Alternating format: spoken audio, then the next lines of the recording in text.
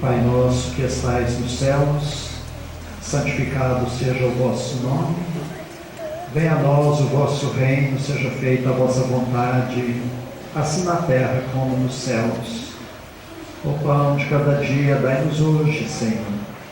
Perdoa, Pai, nossas dívidas, assim como nós perdoamos nossos devedores. Mas não nos deixes em pregas tentações, e livra-nos, Pai, de todos os males. Senhor, nos encontramos reunidos no Centro Espírita Meimei para o prosseguimento dos estudos programados. Pedimos que abençoe o esforço de cada um em estar presente. Hoje, nossos estudos um pouco modificados para ouvirmos e aprendermos sobre tema tão atual, tão importante para o ser humano, em que precisamos estar mais aptos para compreender e contribuir com a nossa parte. Assim, Senhor, pedimos que continue nos abençoando e amparando a todos. Que assim seja. Capítulo 5, Bem-aventurados aflitos, primeiro parágrafo, item 6, causas anteriores das aflições. Mas, se há males nesta vida, cuja causa primária é o homem, outros há também aos quais, pelo menos na aparência, ele é completamente estranho e que parecem atingi-lo como por fatalidade. Tal, por exemplo, a perda de entes queridos e a dos que são o amparo da família.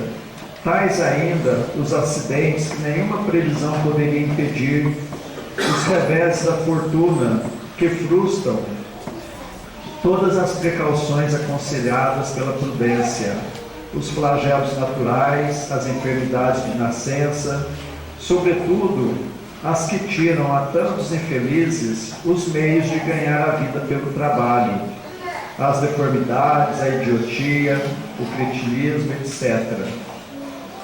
Os que nascem nessas condições, certamente, nada hão feito na existência atual para merecer, sem compensação, tão triste sorte, que não podiam evitar, que são impotentes para mudar por si mesmos, e que os põe à mercê da comiseração pública. Por que, pois, seres tão infelizes, enquanto ao lado deles, sob o mesmo teto, da mesma família, outros são favorecidos de todos os modos? Então, fica a página do Evangelho para as nossas meditações.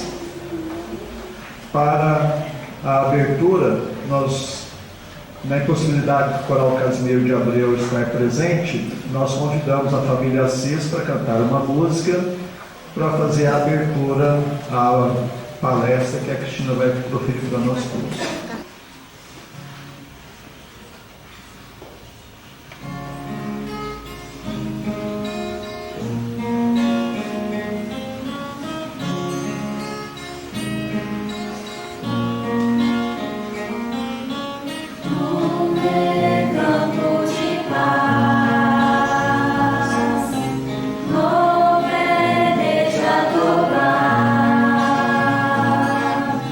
Noa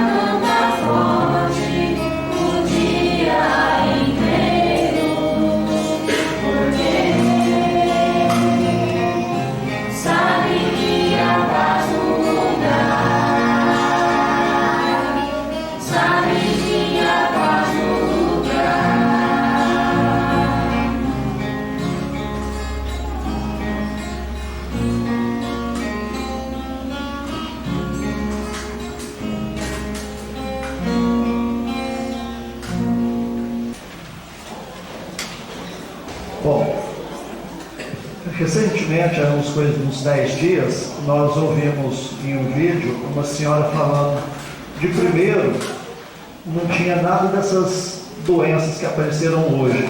Hoje é TEA, é PCD, não sei o que mais. De primeiro eram os pais corrigindo seus filhos, não tinha nada dessas doenças.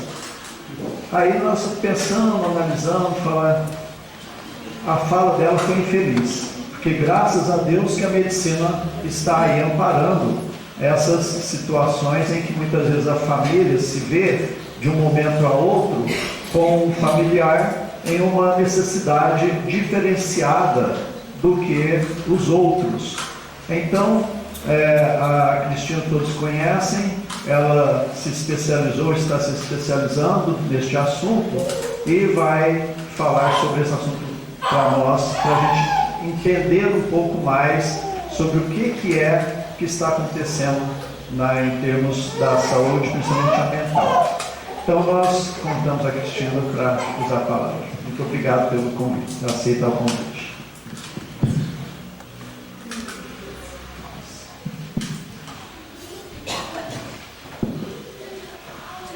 Bom dia. Muito feliz de estar aqui, né? Sentada aqui enquanto nós fazíamos a prece. A gente lembra de muitas coisas, né? Eu fiquei lembrando de quantas vezes eu vim aqui falar o Evangelho já desde petitista. E eu acho não, tenho certeza que muito da facilidade de comunicação que eu tenho hoje, são parênteses, gente, minha garganta hoje não acordou legal, então vou pedir colaboração de vocês, paciência. Mas muito da facilidade de comunicação que eu tenho hoje, com certeza, se deu, né, quantas vezes eu vim aqui falar para muitas pessoas, né, então, que a gente incentive muitas crianças, porque isso ajuda muito, tanto na vida profissional, né, acadêmica, faculdade, apresentar trabalho, escola, como comunicação de modo geral, porque a gente é movido a comunicação e interação. Fiquei muito emocionada na música, porque acho que a gente poderia resumir tudo que a gente vai conversar em que as pessoas com deficiência sintam paz na onde elas estão, que elas se sintam bem-vindas, que elas sintam acolhimento, né? Acho que é o que todo mundo busca, independente de ter deficiência ou não, né? Mas eu acho que é o que toda família quer, e talvez principalmente de pessoas com deficiência, que elas sintam que onde elas forem, que haja paz, que elas sejam bem-vindas, que haja acolhimento. Eu acho que a gente poderia resumir a palestra nisso, mas claro, vamos conversar um pouquinho de uma forma mais prática, né, mais concreta, como que a gente pode proporcionar essa paz, esse acolhimento. Bom, então, pela lei, né, brasileira, o que a gente entende como inclusão. Então a gente entende que que a gente entende como deficiência. Então está dentro do grupo de pessoas com deficiência toda pessoa que tem aí alguma condição que possa obstruir sua participação plena na sociedade. Hoje nós temos muitos diagnósticos, né, com o avanço da ciência, como o próprio Nelson disse, com o avanço da compreensão também que nós temos, mas nem todas as patologias são consideradas deficiências, né? Por exemplo, o TDAH, acredito que muitos já tenham pelo menos ouvido falar em algum momento, apesar de terem leis específicas, de terem sim benefícios e direitos, não é considerado uma deficiência, porque apesar das dificuldades, uma pessoa que tem o TDAH, ela consegue se desenvolver plenamente na maior parte dos passos que ela vai. Diferente, por exemplo, de uma pessoa que tem uma deficiência física, uma deficiência motora, que ela vai precisar de uma adaptação, que nem sempre esse espaço vai estar pronto para recebê-la. E aí, quando fala de barreira, claro que a gente não está querendo dizer que a deficiência é uma barreira, mas que há barreiras no espaço em que ela frequenta. Então, se uma pessoa com cadeira de rodas vai em um espaço que só tem degraus, que só tem escadas, há uma barreira nesse espaço que obstrui a participação plena dela nesse espaço, né, nesse ambiente. Assim como muitas vezes a pessoa com deficiência intelectual, né, o autismo, que é considerado pela lei bereniskiana uma deficiência, tem condições, no caso do TEA, principalmente sensoriais, que obstruem, né, que dificultam que essa pessoa consiga muitas vezes participar ativamente de alguns espaços, de alguns ambientes. Bom, então, quando a gente pega a LDI, que é uma lei específica para a inclusão da pessoa com deficiência, ela traz que é nosso papel enquanto sociedade oportunizar, né, causar com que tenha uma inclusão social para o desenvolvimento da cidadania. E aí, isso é muito amplo, né? Então, qual é o papel da escola dentro disso, né? O que a escola vai fazer para preparar esse cidadão para estar incluído no meio em que ele convive e ter uma participação plena e ser um cidadão pleno? Dentro do centro espírita, qual que é o papel do centro espírita para garantir que ele está incluído, que há uma participação plena? Então, dentro do mercado, né, dentro do shopping, dentro da festa de aniversário, eu dentro da minha família, qual que é o meu papel ali para garantir que ele seja bem-vindo, garantir que ele, de fato, com prática, de maneira prática, eles tenham uma participação plena. O que a gente precisa considerar, eu sempre falo muito isso, assim, às vezes a gente tende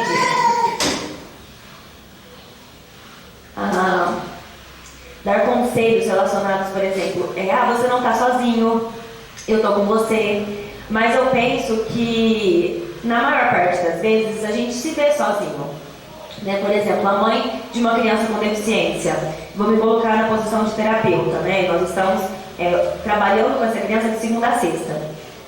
Se ela tiver uma crise num domingo meio-dia, eu não vou estar lá para auxiliar ela. Se a criança não dormir à noite, por qualquer motivo que seja, eu não vou estar lá para revezar com essa mãe. Pode dormir, eu fico aqui um pouco. Então, o que de fato é quando a gente fala que ela não está sozinha? Eu fico sempre refletindo sobre isso. O que eu posso fazer de forma prática e concreta para que ela sinta de fato de que ela não está sozinha? Porque em muitas situações ela vai estar de fato.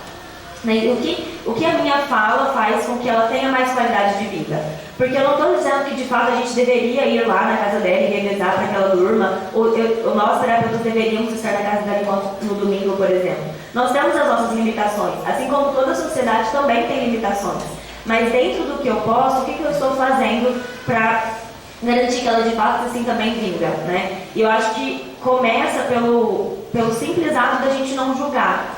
Eu sempre falo que a gente tende a ter muitas soluções para o problema do outro, né? Então, quando nós não estamos naquela dificuldade, a gente tem uma lista de coisas que a gente faria no lugar da pessoa.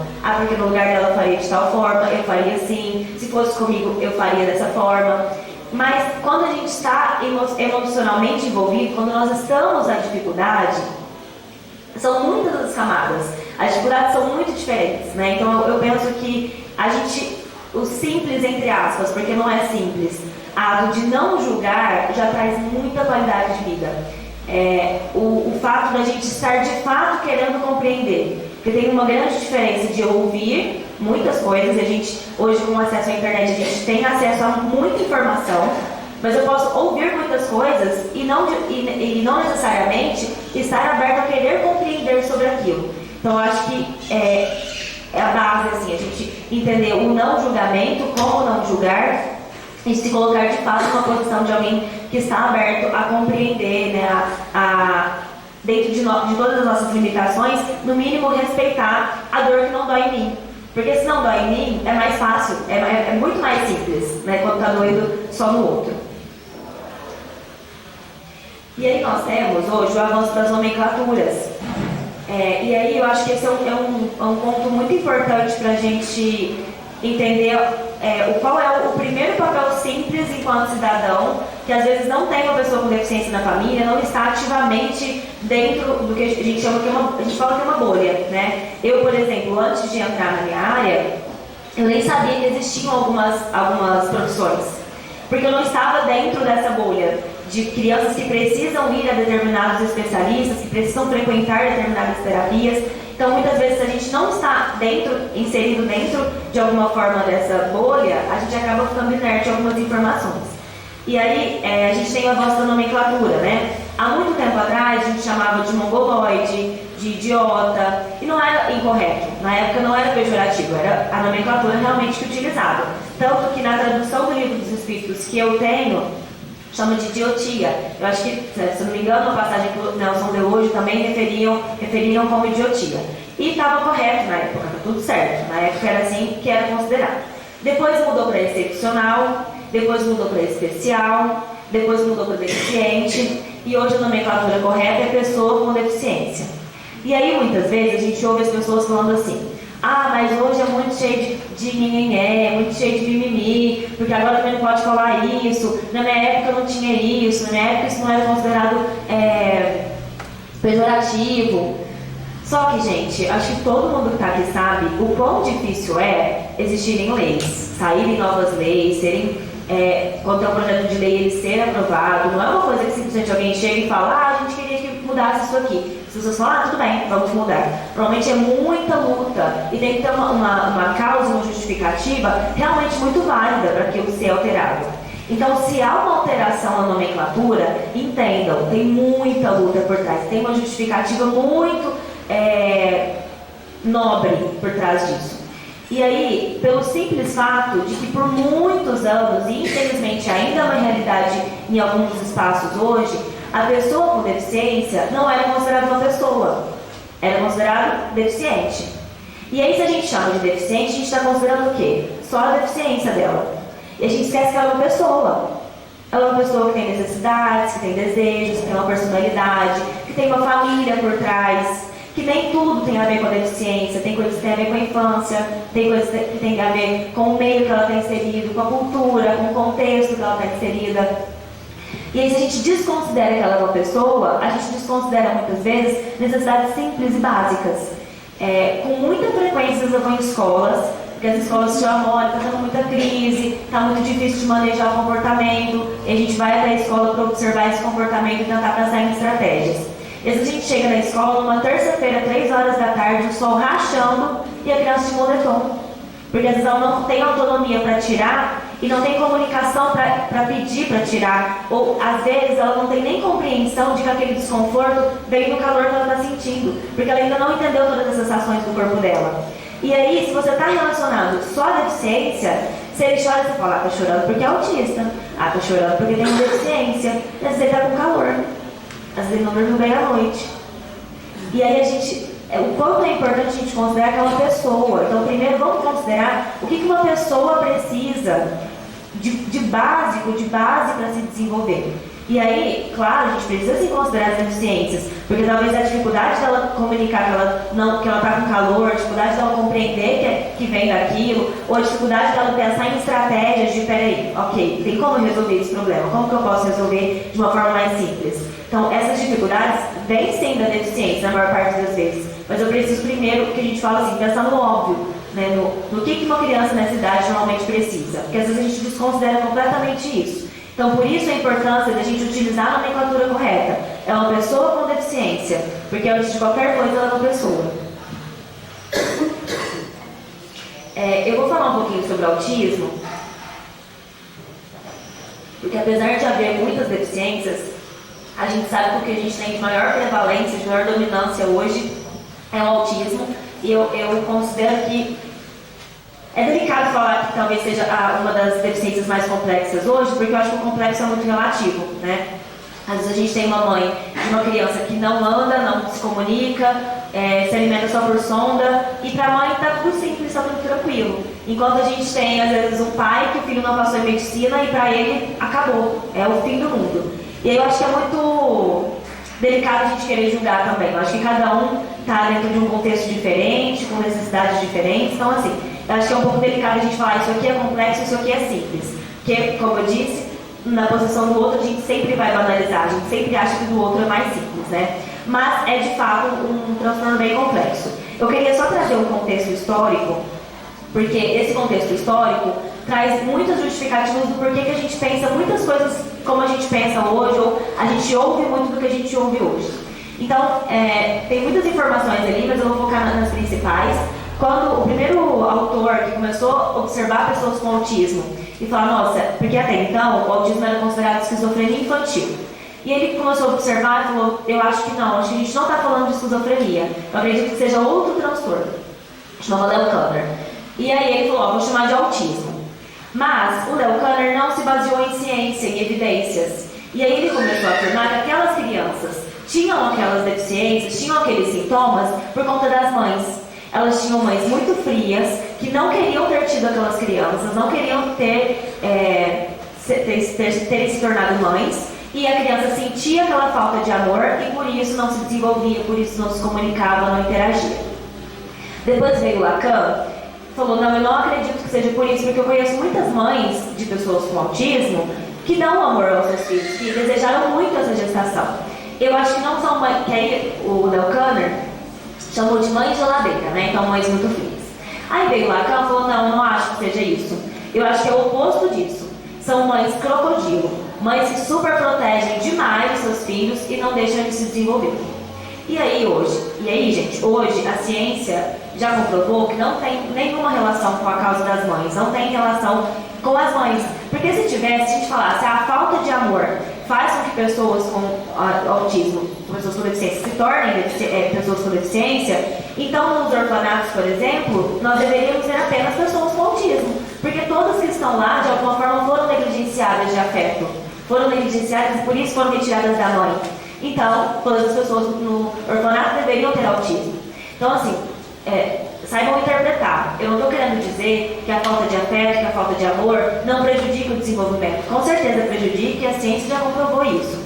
Só que a falta de amor e a falta de afeto prejudica o ser humano. Então, qualquer pessoa, qualquer ser humano que for negligenciado, que for exposto a situações de violência, de trauma, vai ter prejuízos. A gente não está falando de deficiência, a gente está falando de pessoa. Por isso a gente tem que lembrar que a pessoa com deficiência é uma pessoa. Então, se ela não receber amor, ela vai sentir sim, porque qualquer pessoa vai sentir. Então, mas isso não faz com que ela desenvolva a deficiência. Então, a deficiência não está relacionada a um cunho emocional.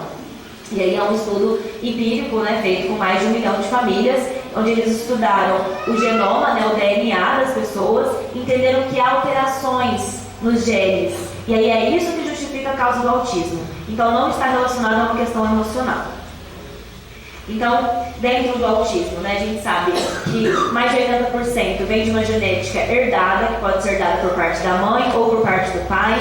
Sabe quando a gente ouve assim, porque primo não pode casar com primo, se não vem uma pessoa com deficiência? Então, de fato, né, talvez tenha uma genética que se unir com outra genética pode causar alterações. Nada é regra, porque nunca é regra, mas são probabilidades. Então, a probabilidade aumenta, né? Nós temos aí uma proporção de uns 18%, que é de uma genética não herdada, então é uma alteração específica no sistema nervoso central da criança. Uma porcentagem ainda mais baixa relacionada ao ambiente. Só que não ao ambiente de casa. Não é assim, ele ficava com a avó só deixava nas telas. Porque hoje em dia as crianças ficam muito no celular, por isso que estão tendo mais autismo. Então não tem relação com isso. Quando a gente fala de ambiente, a gente está falando do ambiente uterino. Então, possíveis intercorrências que possam acontecer, como ter uma infecção de urina durante a gestação, ter uma complicação no parto, nascer prematuro, nascer com baixo peso. Mais uma vez, nada disso é regra. Não significa que porque eu tive um filho prematuro, que necessariamente ele vai ter uma deficiência. Porém, significa que houve uma intercorrência aí durante esse processo de desenvolvimento. Então, pode ser que essa intercorrência cause uma sequela e que essa sequela venha a ser o autismo. E aí, um exemplo para a gente compreender sobre essa questão do... eu acredito que é porque hoje ficam muito em telas, é por isso que tem uma prevalência maior de pessoas com deficiência. Uma forma de nós entendermos que não tem relação é a gente pensar antigamente, por exemplo. Quando a gente fala assim, eu acredito que hoje haja mais pessoas com deficiência devido ao uso excessivo de telas, o que eu quero dizer? Que eu acredito que essas crianças não estejam sendo estimuladas e a falta de estímulo esteja causando uma deficiência. Mas pense antigamente, as mães tinham o quê? 8, 12 filhos, um atrás do outro, era o mais velho que criava o mais novo, não tinha tapete de EVA, musicoterapia para bebês, estimulação precoce, era da raça. E o de 8 criando o de 2 daquele jeito. Tinha uma estimulação adequada? Não tinha, porque hoje a gente entende como estimulação adequada para desenvolvimento neurológico, não tinha. E aí ainda assim, todas as crianças tinham deficiência? Não. Então a estimulação ela é importante. O meu trabalho é esse. Enquanto terapeuta, o meu trabalho é estimular. Então de fato ela é muito importante. Mas a ausência dela ainda assim não faz com que as pessoas se tornem pessoas com deficiência. E aí, quando a gente observa o comportamento, né, quando a gente pensa, nossa, por que tem pessoas que fazem tanto escândalo? Por que tem pessoas que ao mesmo tempo são tão passivas, não conseguem se impor? Por que tem pessoas que choram excessivamente? Tem pessoas que já parece que são muito frias, não demonstram afeto. Então, quando a gente observa o comportamento, pela visão da ciência, nós temos 3 elementos que corroboram, né, que fazem com que a gente se comporte como a gente se comporta. Então, a filogênese, que está relacionada à questão da genética, né, como foi dito, por exemplo, quando a gente pensa em transtornos neurológicos, a causa desses transtornos, nós estamos pensando em questão genética. Aí nós temos a ontogênese, que é uma relação com o ambiente, que aí é onde nós, enquanto sociedade, entramos. A relação daquele comportamento tem com o ambiente. Então, quando eu choro, o que o ambiente faz? Ah, minha mãe me pega no colo? Alguma pessoa grita para eu parar de chorar? Alguém vem me dar uma atenção e fala, ó, o que você está precisando? Então, a maneira como eu vou entendendo que o ambiente lida com meus comportamentos é a maneira como eu vou me colocando. Então, por que o meu comportamento aqui no centro espírita não é o mesmo comportamento em casa? Porque a consequência, a relação que eu criei com esse ambiente é diferente da relação que eu criei em casa. E por fim, a cultura. Né? Então, a gente pensa, por exemplo, a questão educacional. A cultura da educação no Japão é muito diferente da educação no Brasil. Então, o ambiente onde ela está se desenvolvendo também impacta muito na maneira dela se comportar. Eu, por exemplo, sou vegetariana. Provavelmente, talvez os meus filhos não comam carne. E aí, se eles forem na escola, eles vão pensar, nossa, é algum prejuízo que ele tem, porque ele não come carne, tem que investigar. Mas isso está relacionado à cultura dele. Ele veio de um contexto de pessoas que não comem carne. Então, a gente também tem que considerar que muitos dos comportamentos que a gente tem está relacionado à cultura, ao ambiente onde a gente cresceu, aos valores que foram construídos. Então, gente, eu sempre brinco, né, e falo assim, vocês vão ficar chocados, mas os diagnósticos não são feitos no TikTok, não são feitos no Instagram, não são feitos nos blogs do Google. E eu acho importante falar isso porque hoje a gente tem muito acesso à informação, só que a gente tem muito acesso à informação errônea. Então, às vezes a gente está vendo um monte de vídeos na internet e a gente simplesmente absorve aquele conteúdo sem saber se aquilo de fato tem uma coerência ou não. Por exemplo, eu, Ana Cristina, posso hoje fazer um vídeo falando que eu sou médica, usando várias nomenclaturas, usando palavras difíceis, vamos falar assim. E às vezes um de vocês vão ver meu vídeo e falar, nossa, faz todo sentido, vou sair divulgando nos grupos do WhatsApp, vou sair divulgando para muitas pessoas. Mas pouquíssimas pessoas ou ninguém vai verificar se de fato eu sou médica. Geralmente vai ouvir e falar, nossa, gostei do que ela falou, vou sair divulgando. E pode ser que tudo que eu esteja falando não tenha coerência nenhuma. E pior, não tem evidência científica. Então a gente sabe que até hoje, até fazendo um adendo, que eu acredito que eu pulei o raciocínio, eu falei sobre o contexto histórico, né, de que as mães por muito tempo, a deficiência foi relacionada à culpa das mães. E aí, eu espero muito que hoje, né, para vocês seja um pouco absurdo ouvir isso. Nossa, como assim, né? Culparam as mães já carregam culpa de tantas coisas.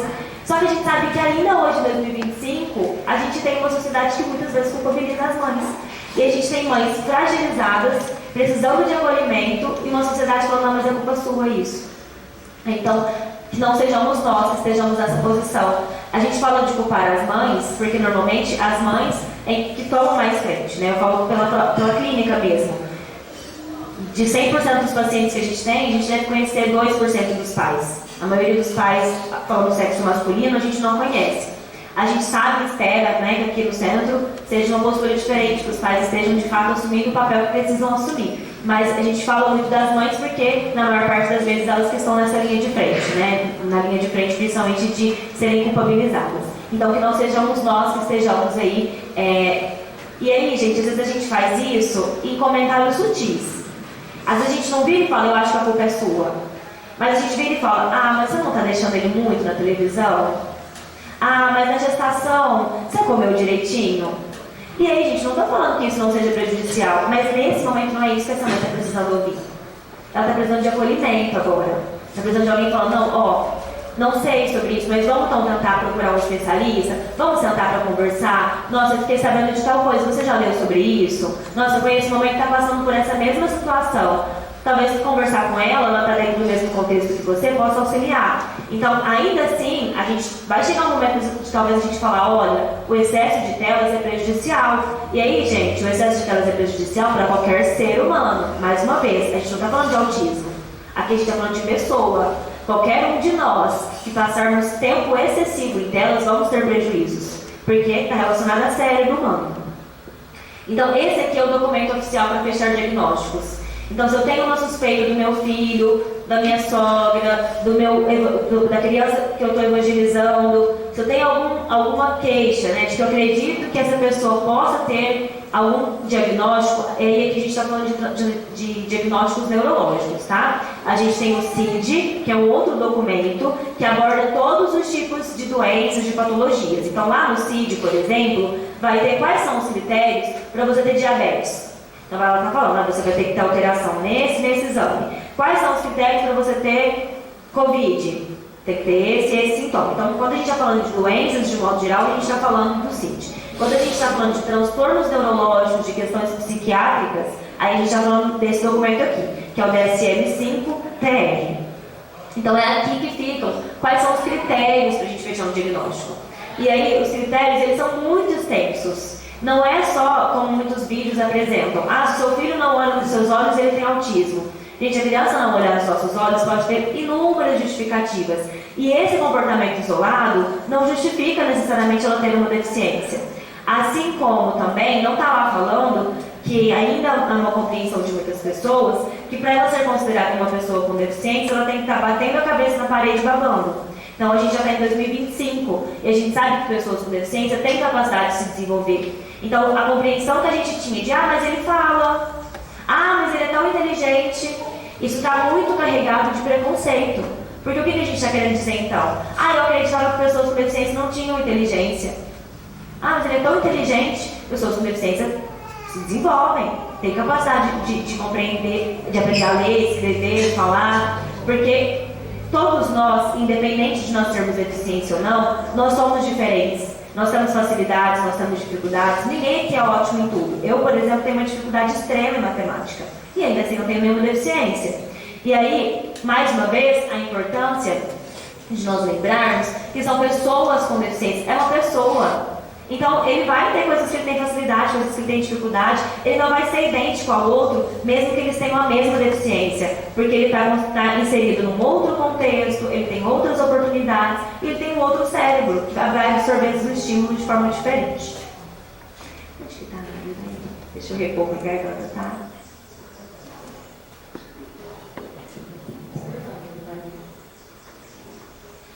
Bom, aí a gente às vezes entra, né, naquela queixa de que se de fato é relevante e importante o diagnóstico, né? Uma vez eu ouvi uma mãe falando, mas eu acho que eu não vou atrás do diagnóstico porque eu tenho receio dele ser rotulado, aí às vezes as pessoas vão ficar duvidando da capacidade dele, aí ele vai sofrer bullying na escola, então eu prefiro às vezes não ir atrás do diagnóstico. Só que tem uma frase que eu sempre costumo falar: se o comportamento do outro, vou até ler na íntegra, se o comportamento das pessoas é alterado mediante o diagnóstico, quem tem que mudar são as pessoas, e não quem tem deficiências abdicar dos direitos delas. Então, se o ambiente em que eu vou vai me rotular e me colocar como incapaz devido à minha deficiência, é esse ambiente que precisa ser mudado. Porque eu vou continuar sendo uma pessoa com deficiência. Porque o diagnóstico, na verdade, gente, ele é só um pedaço de papel de um médico que assina e fala, sua patologia é essa. Mas não muda nada, a pessoa continua sendo quem ela é. Eu sempre costumo falar isso para as mães. Se você for hoje no médico e ele fechar o diagnóstico, amanhã o seu filho vai acordar sendo o mesmo filho. Conseguindo fazer as mesmas coisas que ele consegue fazer, não conseguindo as mesmas coisas que ele não consegue fazer. Isso não vai fazer com que magicamente ele acorde outra criança no outro dia. O que vai fazer com que ele mude é o que a gente faz a partir da compreensão que a gente tem desse diagnóstico, do ambiente em que ele está inserido. E aí, o acesso ao diagnóstico possibilita autoconhecimento, então você entender que não é culpa sua, está relacionado a uma questão neurológica de questões genéticas, a compreensão de um tratamento adequado. Por exemplo, a gente vê que o preconceito com pessoas com síndrome de Down é bem menor, quase não existe. Primeiro porque a gente está falando sobre síndrome de Down há muito mais tempo, e segundo porque é uma questão física. Você olha para a pessoa e você observa que ela tem uma deficiência, diferente do autismo, né? Não tem uma característica física que naturalmente você vai olhar para ele e falar, nossa, essa criança está dentro de uma condição neurológica.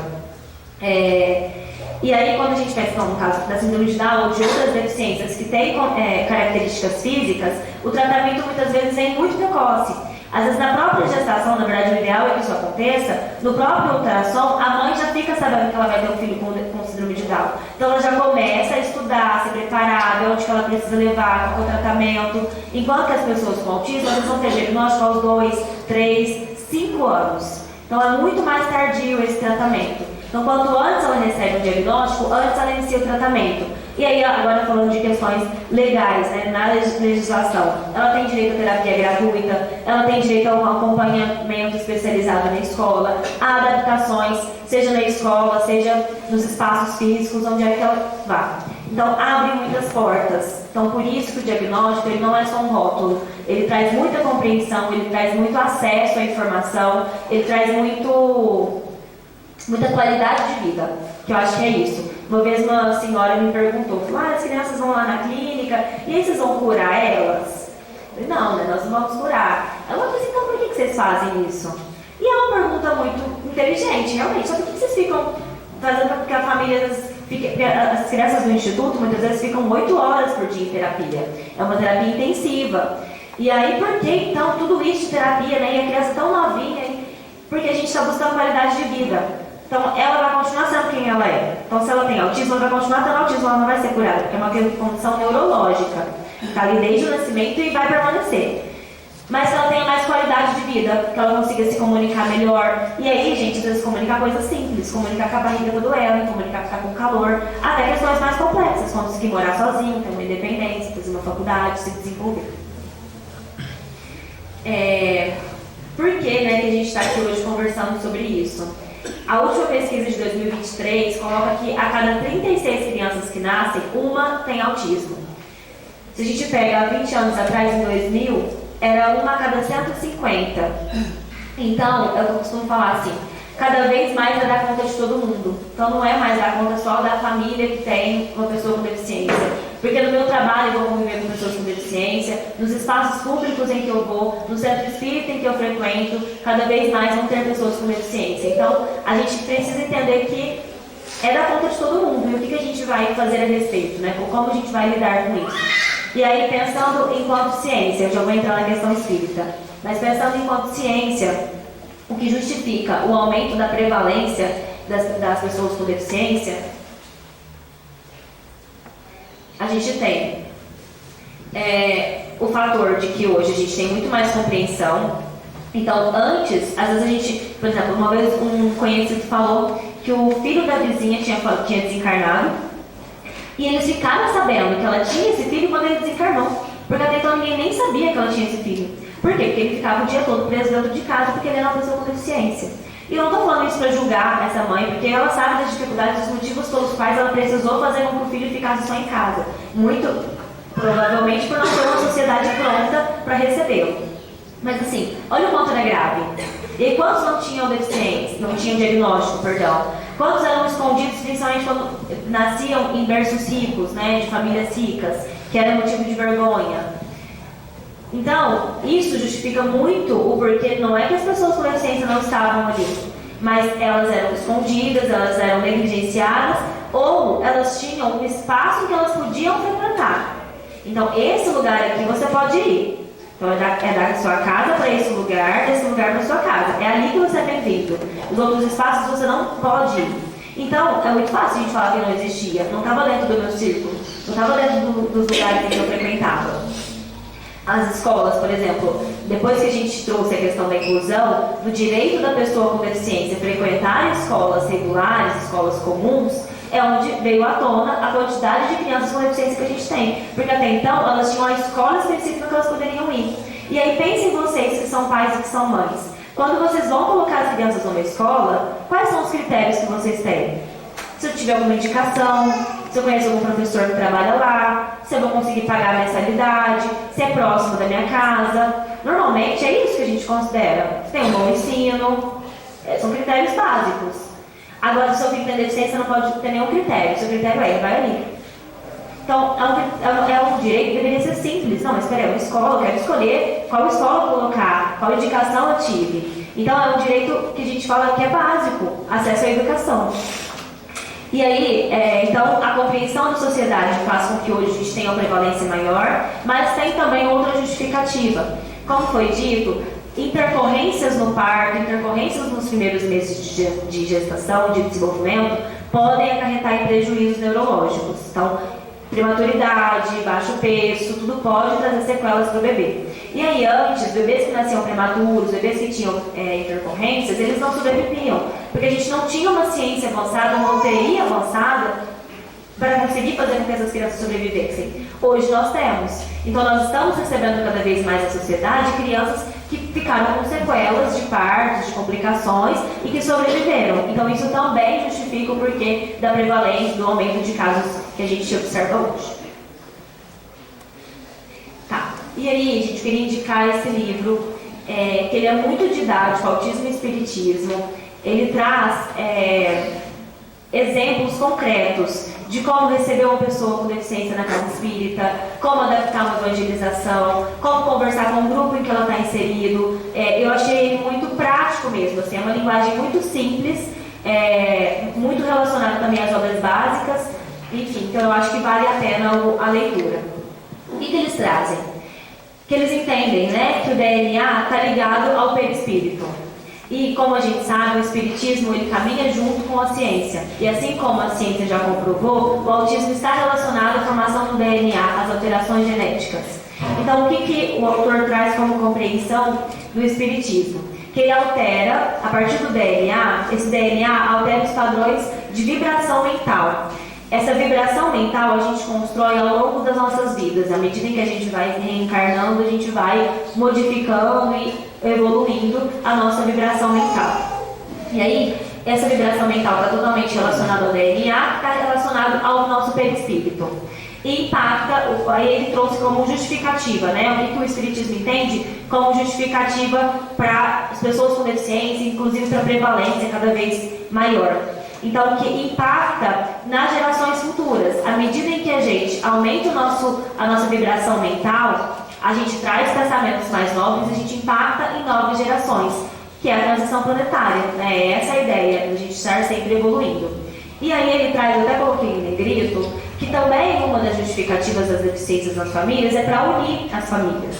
Só eu coloquei em negrito porque a gente que está dentro dessa realidade, a gente sabe que na maior parte das vezes não une a família, pelo contrário, distancia.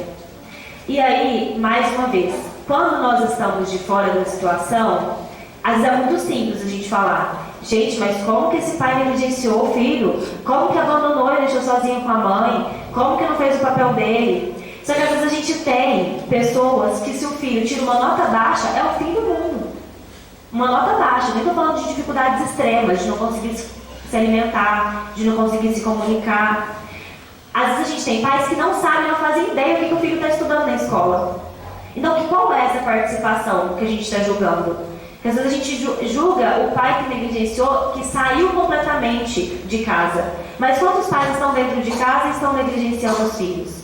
E eu estou falando isso para que a gente se coloque numa posição de realmente compreender a situação. Falar, não, peraí, como que eu de fato agiria nessa situação? Porque para a gente sair mais uma vez da posição de julgamento. Não estou falando que isso justifica a negligência de forma alguma. Mas é aquilo, será que no lugar dessa pessoa eu realmente faria diferente? Será que eu realmente conseguiria ter atitudes diferentes? Né? Então, mas claro que a gente está evoluindo cada vez mais em todos os âmbitos, e aí agora eu falo tanto da educação de modo geral, independente de pessoas com deficiência. A gente sabe que nós temos cada vez mais uma sociedade mais instruída, né, para que de fato as famílias estejam cada vez mais unidas, para que cada um faça o seu papel e ninguém fique sobrecarregado. Né? E aí a gente sabe do papel fundamental da família na educação de um espírito, né, quando ele nasce dentro da família, tenha ele as dificuldades que for. Vamos pensar que eu estou com cólica de rins agora.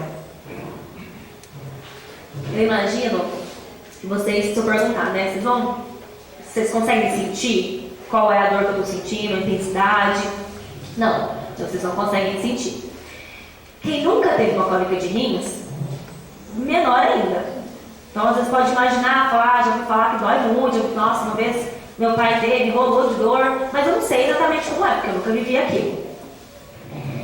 E aí, se eu nunca vivi isso, eu não consigo fazer nada a respeito? Se não é comigo, não sou eu, não está doendo em mim. aí eu não consigo fazer nada a respeito.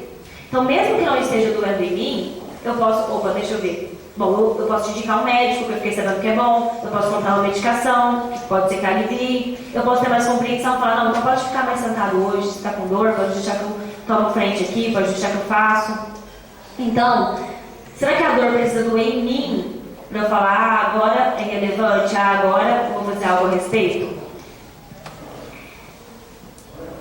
Só que nem sempre o nosso desconforto é físico.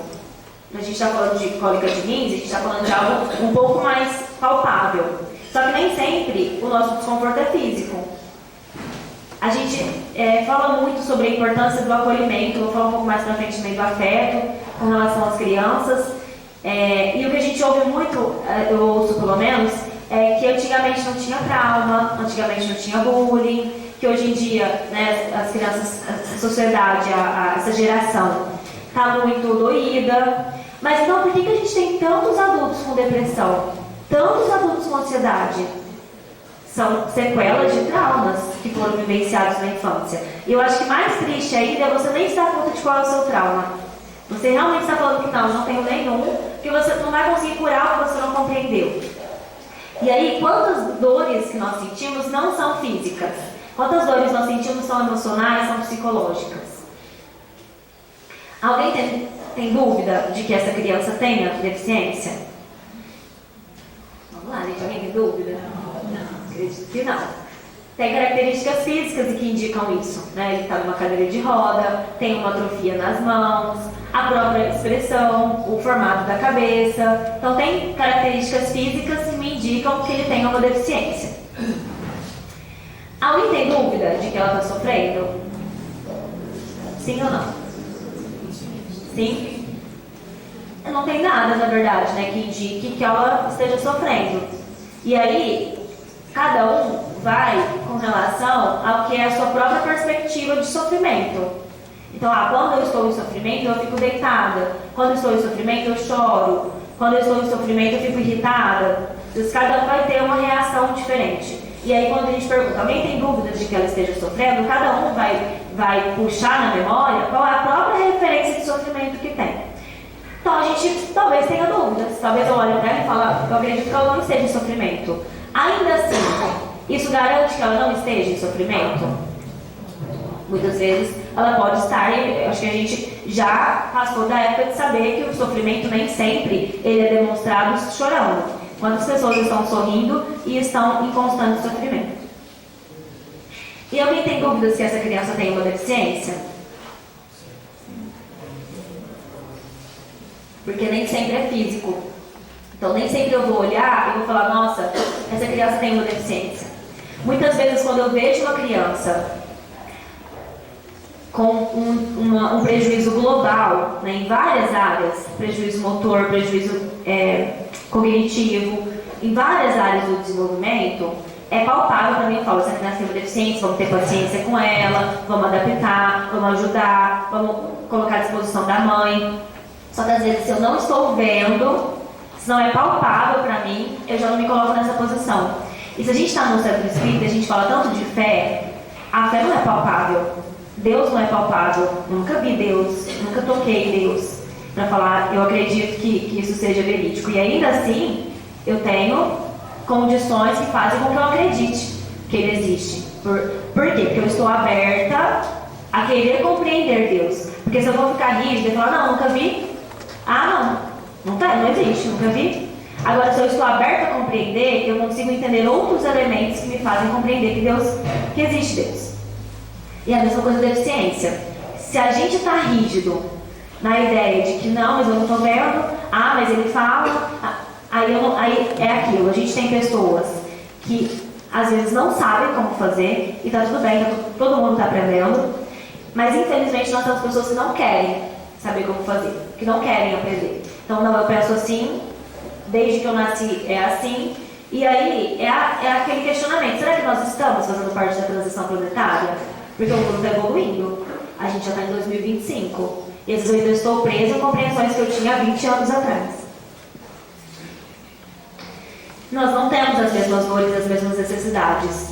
Falando enquanto espírito, né, enquanto reencarnantes, e também enquanto seres humanos. A gente não tem as mesmas condições neurológicas, a gente não tem a mesma quantidade de neurônios, nós não tivemos as mesmas oportunidades. Talvez eu esteja inserida em um lar onde os pais fizeram faculdade, sempre incentivaram o estudo, eu nunca precisei ajudar financeiramente em casa, então isso fazia com que toda a minha renda fosse para os meus estudos, enquanto que o meu vizinho, ele não teve pais que incentivaram o estudo, ele teve que ajudar na renda desde pequeno, e aí está relacionado a só esforço? É só ele se esforçar que ele vai conseguir?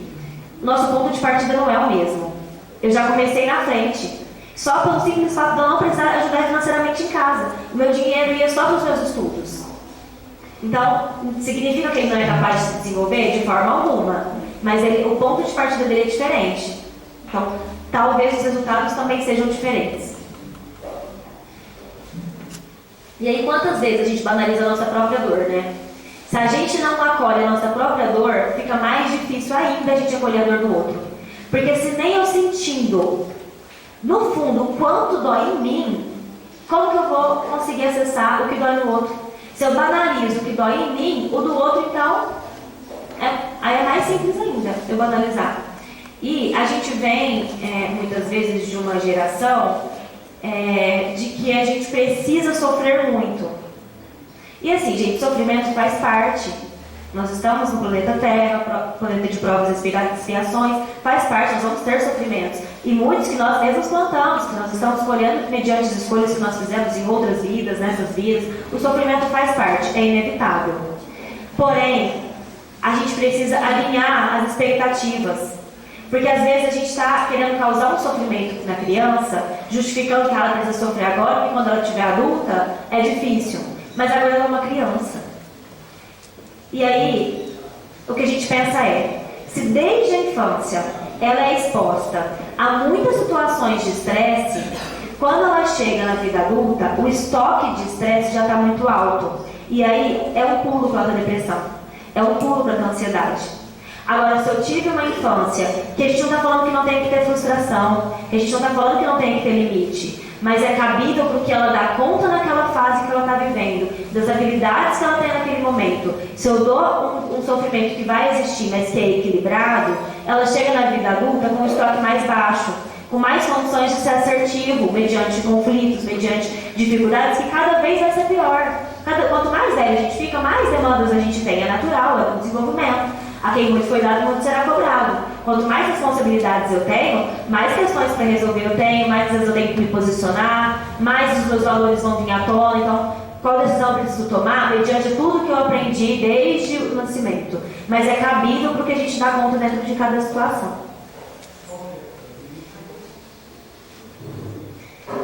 E aí, qual que é a expectativa que Jesus tinha, né, sobre nós quando ele veio? Porque a gente sabe que Jesus não ensinou tudo de uma vez. Porque ele teve paciência de falar, eu vou ensinar o que eles dão conta de aprender nesse momento. Depois vieram novos ensinamentos, e aí cada vez mais vai vindo novos ensinamentos. Então, Jesus não veio exigir tudo de uma vez. Ele exigiu o que a gente dava conta naquele momento. Só que às vezes a gente quer exigir da criança, a gente quer exigir do adolescente ou da pessoa com deficiência tudo de uma vez. Não, ele tem que aprender a ficar sentado agora, tem que ser 40 minutos, ele não pode mexer, ele não pode falar, ele não dá conta disso ainda nessa fase. Ele precisa ser ensinado, sim. Se ele não for ensinado, também nunca vai aprender. Mas é dentro do que ele dá conta nesse momento. E se ele dá conta de ficar sentado 5 minutos, eu não vou conseguir aumentar para 40. Mas eu consigo aumentar de 5 minutos para 8. De 8 para 15, de 15 para 30, vamos chegar nos 40 minutos, vamos chegar na 1 hora, mas dentro do que ele dá conta, sem exigir além do que ele consegue, porque nem Jesus fez isso com a gente. E aí é isso, né? Então qual é a expectativa que Jesus tinha sobre nós e qual é a expectativa que nós temos sobre as crianças? A pergunta do 371 vai de 371 a 379 no Livro dos Espíritos, que fala sobre... Eu mudei a nomenclatura, tá? Lá falava sobre idiotia, como foi dito, porque era a compreensão da época. Então eu atualizei a nomenclatura da pessoa com deficiência, mas a pergunta é a mesma. Tem algum fundamento o pretender-se que a alma das pessoas com deficiência é de natureza inferior? Os espíritos respondem: nenhum. elas trazem almas humanas, não raro mais inteligentes do que supondes, mas que sofrem da insuficiência dos meios de que dispõem para se comunicar. Então, claro que aqui está querendo dizer que não, que as pessoas com deficiência não têm, muitas vezes, a incapacidade que a gente julga ter. Mas, gente, a gente também não pode sair do 8 e ir para o 80. Então, a gente não pode sair da posição de eu acho que ela não entende nada, ela não é capaz de nada, ela nunca vai aprender, nunca vai se desenvolver, não precisa dar limites, deixa ela fazer o que ela quiser porque ela tem deficiência. A gente não pode sair disso e ir para o outro extremo de eu não vou adaptar nada. Não, ela tem condição, ela quiser um jeito. Ela tem que aprender, ela tem que eu acredito nela. Então, a gente tem que entender o equilíbrio.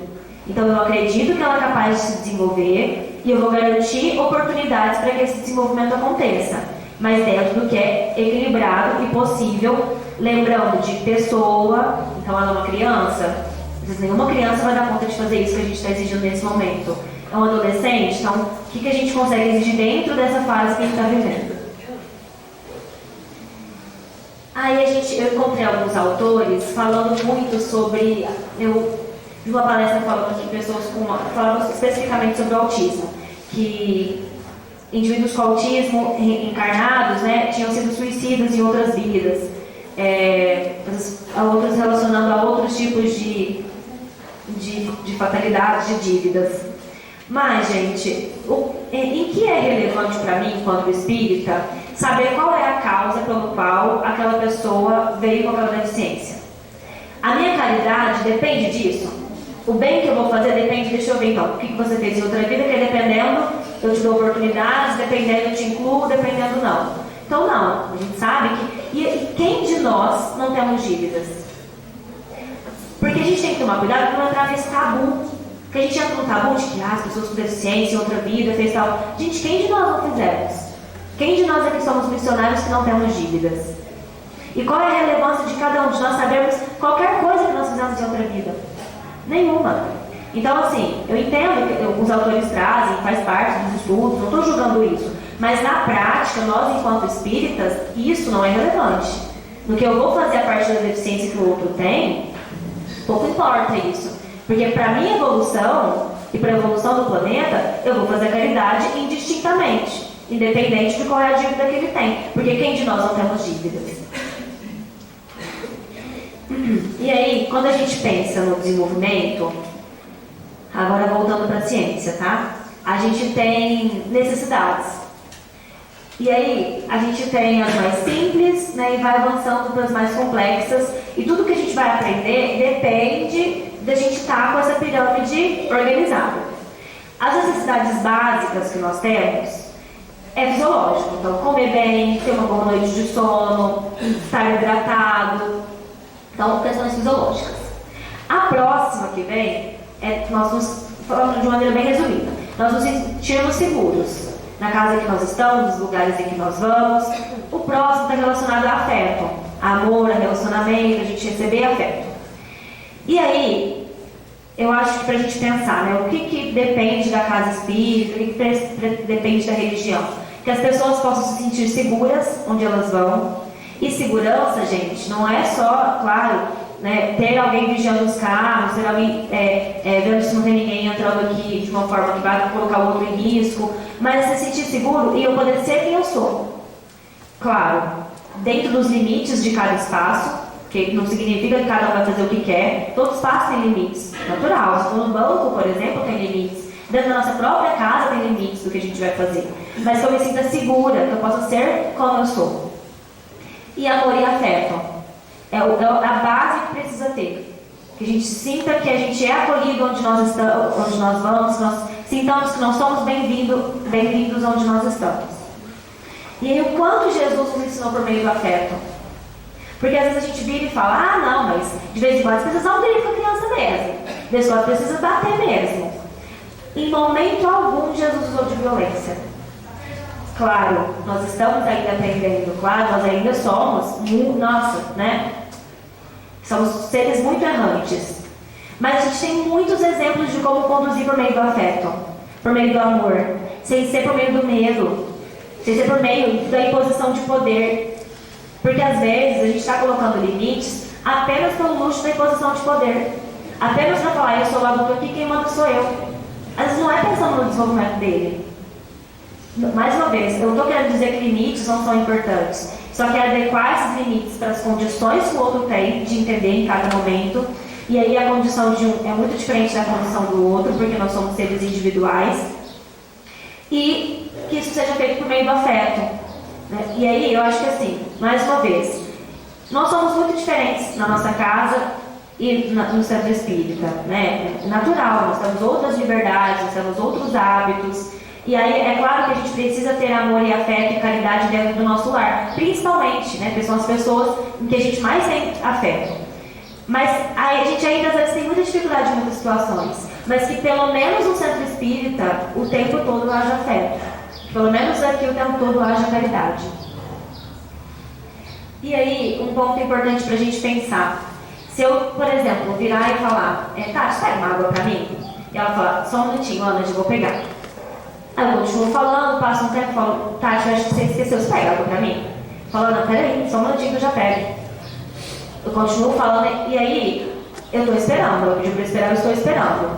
Só que a minha sede não passou. O fato de eu estar esperando não faz com que a minha necessidade tenha sido extinguida. Pelo contrário, a minha sede está só aumentando, cada vez mais. E a tendência é começar a me gerar um desconforto de que eu já não consigo nem prestar mais atenção no que eu estou falando mais. Eu já começo a pensar, gente, nem sei se esqueceu, eu já pedi para ela 2 vezes, onde será que tem? Mas eu vou pegar. E aí eu já não estou nem mais focado no que é o meu objetivo principal. Então, às vezes, a criança está precisando de movimento, a gente fala, agora não, senta. Aí passa um pouco, ela dá outro sinal de que ela não está estável, ela precisa de movimento, agora não, senta. E às vezes ela até vai esperar, só que aquela necessidade de movimento não vai passar.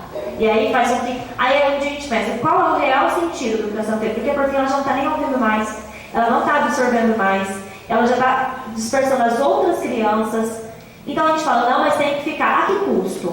Porque qual que é o meu objetivo aqui? O meu objetivo é ensinar essa historinha de Maria. Ela está absorvendo essa história de Maria? Porque se ela está absorvendo, perfeito, meu objetivo está sendo alcançado.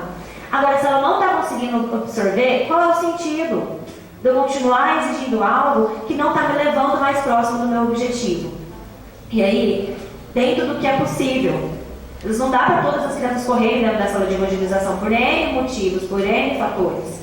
Mas dá para falar, olha, vai lá tomar água, respira. Ou, ó, então antes de a gente começar a evangelização, vamos todo mundo movimentar o corpo. Ou a gente vai lá na pracinha e vai voltar, ou movimentar e depois a gente senta.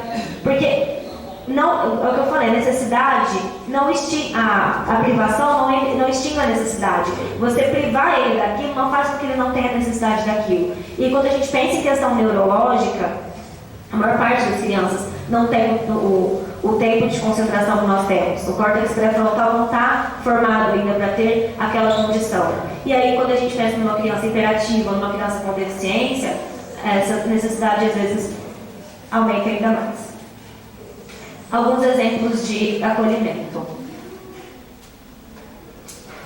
Compreender como que se dá o processo de aprendizagem de cada criança. Tem criança que vai só te observar, vai ouvir e vai absorver. Tem criança que precisa tocar, precisa ver, precisa sentir.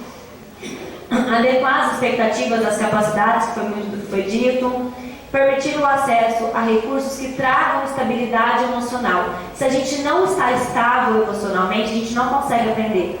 Se eu estou aqui, mas eu estou estressada, alguma coisa está me incomodando e aquilo começa a me causar muito estresse, eu já perco a oportunidade de aprendizagem que eu tinha.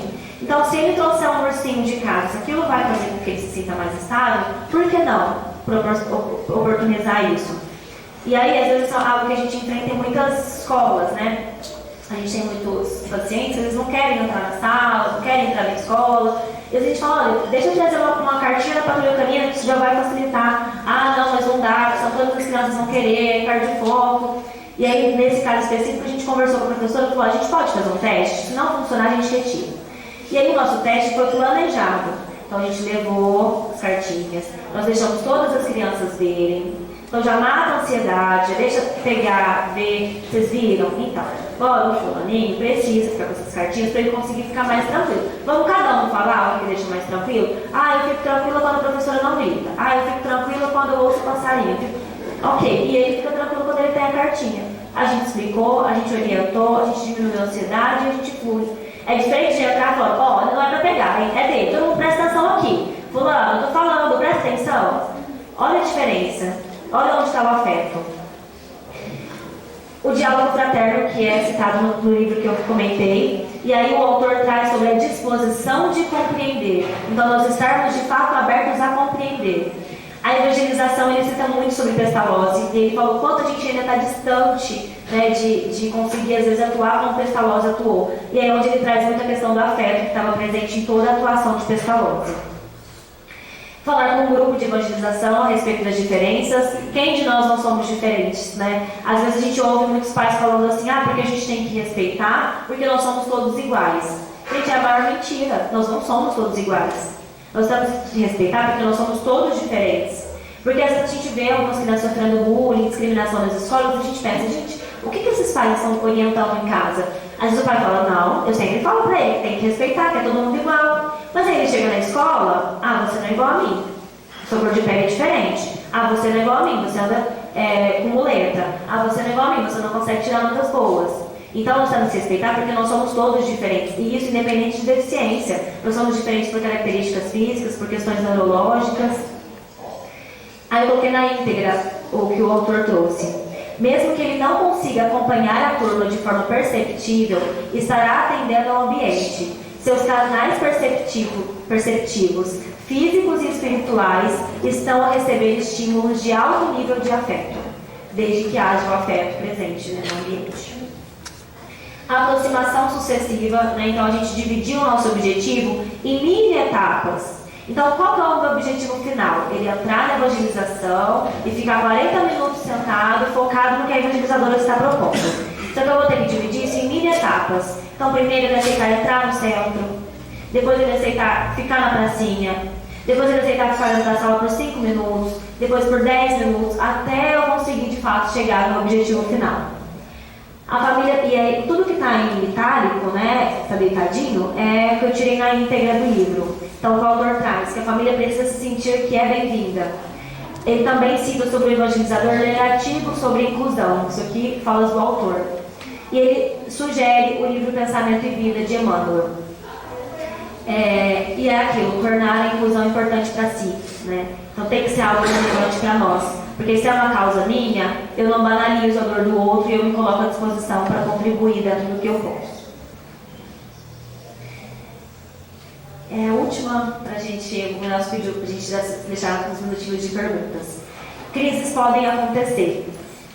Todos nós podemos entrar em uma crise, independente de deficiência. A gente vê às vezes crises em fila de bar, em trânsito. Se tem alguma questão, às vezes, espiritual, pode causar uma crise. E aí, na visão da ciência, a gente entende que crise, elas são ocasionadas sempre que há um pico de estresse excessivo. Então, em vermelho ali, é o estresse. Quanto mais alto está o meu estresse, menor, aí a gente vai no azul ali embaixo, menor o meu cognitivo, menor o meu raciocínio. Isso é cientificamente comprovado. Quanto mais estressado eu estou, menos capacidade eu tenho de tomar decisões. Eu falo coisas que eu não devo, eu faço coisas que eu não deveria fazer. Obrigada. E aí, o que acontece é, nós, com desenvolvimento neurotípico, né, a gente não fala pessoas normais, então nós somos pessoas que temos um desenvolvimento neurológico típico. Nós temos um sistema inibitório, né, que fica aqui na parte da frente do nosso cérebro, que é um sistema que inibe algumas emoções. Então, por exemplo, eu ouvi alguma coisa que eu não concordo, eu vou vontade de sair gritando e falar, isso não existe, não. Mas aí eu tenho um sistema que inibe e fala, isso não é um comportamento adequado aqui. Então eu seleciono outro comportamento, sei lá, levanto a mão, me impõe, ou eu nem falo nada, eu falo, vou deixar. Pelo menos deveria ser assim, né? Então, na teoria, a gente sabe que muitos adultos não se comportam dessa forma, mas na teoria a gente deveria falar, vou inibir essa emoção e selecionar um comportamento que é mais adequado para essa situação. Crianças, independente de deficiência, não têm esse sistema inibitório totalmente formado. Então, de grita, chora, se joga no chão. E aí, pessoas com deficiência têm mais prejuízo ainda. Então, por isso que às vezes a gente vai ver uma pessoa com deficiência com 20 anos, que ainda assim tem comportamentos explosivos, tem comportamentos que não são socialmente adequados. Quanto maior o pico de estresse, menor o raciocínio. Então, onde entra, a gente tem pacientes que se colocam em risco e não entendem nem a sensação de dor mais que estão causando no próprio corpo por tão intenso que está o estresse. E aí, o que nós fazemos em uma situação de crise? Pensando do lado, né, primeiro da ciência, mas eu acho que de modo geral sociedade, o primeiro ponto é tentar fazer com que não haja riscos. Né? Então, ele pode agredir outras pessoas, deixa eu tirar essas outras pessoas, pode falar assim, retirar ele do ambiente, eu consigo tirar ele daqui, levar ele para um ambiente mais adequado, eu levo, eu não consigo, porque senão eu vou machucar ele, então eu deixo ele ali e vou organizar o ambiente. Nossa, tem uma jarra de vidro aqui, deixa eu tirar essa jarra, nossa, isso aqui é com tudo, deixa eu tirar daqui, deixa eu organizar o ambiente, porque depois que ele entrou em crise, não tem muito o que ser feito. Quanto mais eu falar, primeiro que ele não está nem me ouvindo muitas vezes, porque ele já está num pico de estresse muito alto. E isso pode desencadear mais estresse ainda. Então eu vou organizar o ambiente para que ele não se machuque, retirar as pessoas se for necessário. E aí o autor do livro traz prece. Nós nos colocamos em momento de prece, nós estamos dentro do grupo de evangelização, pedir para que os evangelizantes também façam uma prece. É criança, você ainda não vai conseguir fazer uma prece espontânea, então a gente pede para fazer a prece do Pai Nosso. E a gente organiza o lado espiritual ali também. Por quê? Porque nós precisamos de um comportamento estável. Quanto mais estável emocionalmente nós estamos, quanto mais tranquilo nós estamos, mais nós aprendemos, melhor nós nos desenvolvemos. Então nós precisamos oportunizar um ambiente estável. Quando a gente pensa em pessoas com deficiência, muitas delas têm disfunções sensoriais. Então às vezes recebem as informações sensoriais por meio da audição, do olfato, do tato, de uma forma distorcida, às vezes uma proporção muito maior. Então por isso que não é regra, tá gente? Não existe autista tem sensibilidade auditiva. Muitos não têm, mas muitos têm. Então por isso que para muitos, às vezes, alguns sons do microfone, de um carro de som que passa na rua, pode desencadear impossíveis crises, porque às vezes é muito mais intenso. Só que a gente não pode generalizar, tá? Não significa, não teve sensibilidade auditiva, então não é autista.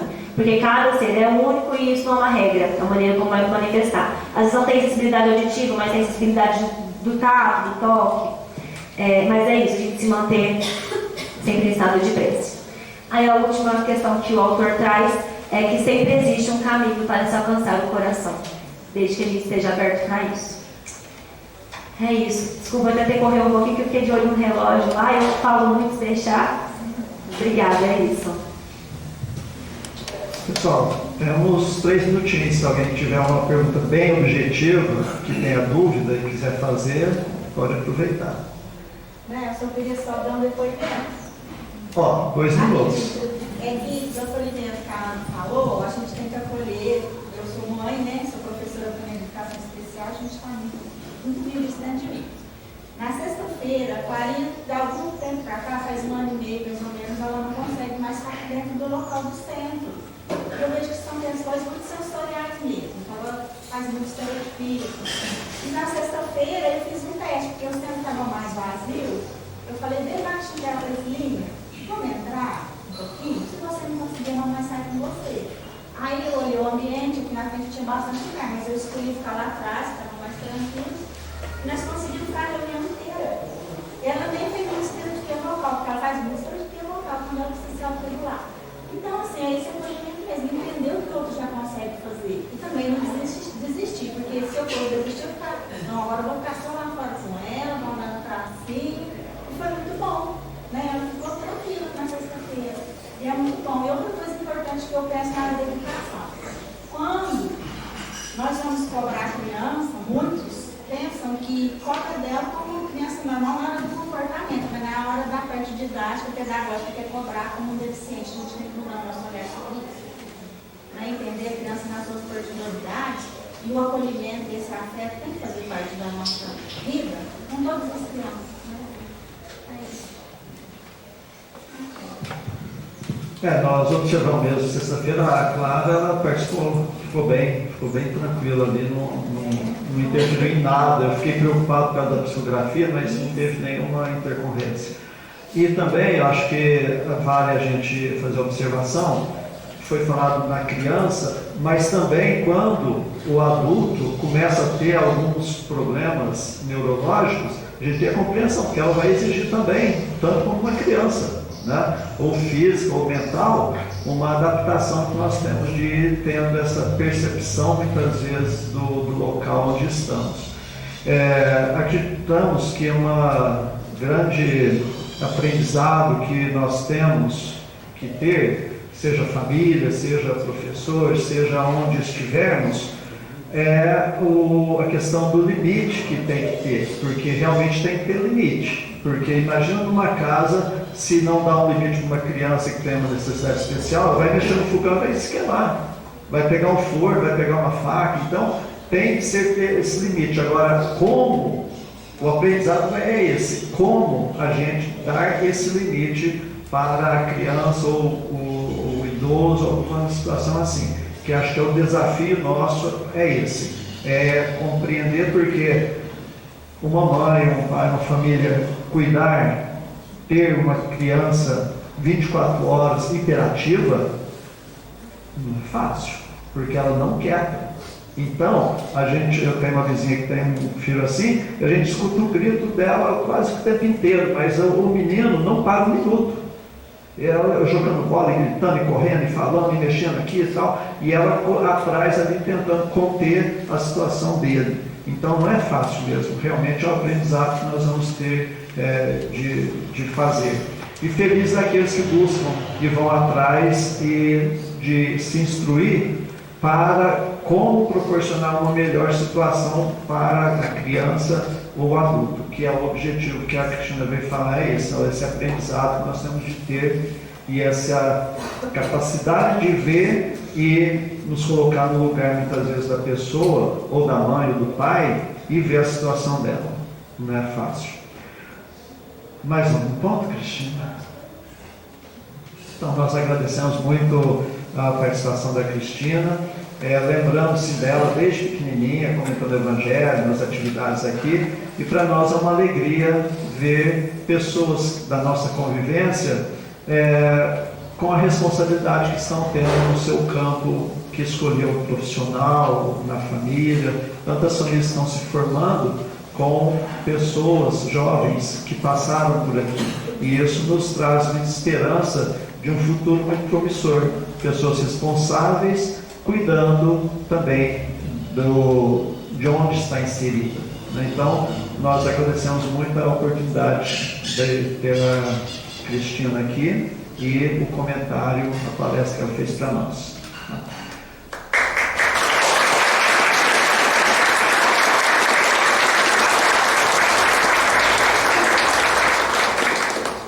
Alguém precisa chamar lá no Anário, no Corino, por favor, fala que está na hora do encerramento. Então é isso. Bom, enquanto o pessoal chega, já vamos passando um aviso aqui. No próximo domingo, nós vamos fazer um mutirão para a higienização aqui do centro, que é sempre feito por ocasião do unguento, e como não tivemos, o centro está precisando de uma limpeza bem grande. Então nós precisamos de pessoas que possam estar presentes. Hoje nós pegamos o nome, tem 11 pessoas. Vai fazer junto com o mutirão de amigos no terceiro domingo. Então é muito trabalho, vai tirar a luminária, o ventilador, limpar tudo, jogar água do teto até embaixo, lavar os bancos, lavar aqui os corredores. Então é muito trabalho. Se alguém tiver a disponibilidade de vir nos auxiliar, será ótimo, porque senão acaba muito tarde. E aí alguns vão ficar direto, outros vão em casa, almoçam e retornam. Então quem puder vir, nós agradecemos. Os que for ficar direto vai ter uma macarronada, né, bem saborosa, que eles vão fazer aí para nós. E se a pessoa puder falar, posso vir só 1 hora, ficar aí durante 1 hora, pode vir, não tem problema não, eu vou ficar 2 horas, vou ficar meia hora. Seja bem-vindo, que nós falamos de vocês aqui. E são esses momentos que nos trazem um pouco de união também. Não é só no estudo, não é só nas confraternizações, é também no trabalho, onde você ajuda a pegar um banco, limpar uma cadeira, que vai unindo todos nós, né? Então nós contamos com quem puder estar no próximo domingo. A partir terminou o passe, nós já vamos começar. Bom, tem a sopa, né? Nós temos que adaptar o trabalho da sopa também, mas já vai começar a preparar aqui o ambiente. E também no próximo domingo nós vamos conversar um pouquinho sobre o Cuento, tá? Então, de nossa parte, também é só. Vamos chegar. Anália Franco, que nós temos encerramento hoje.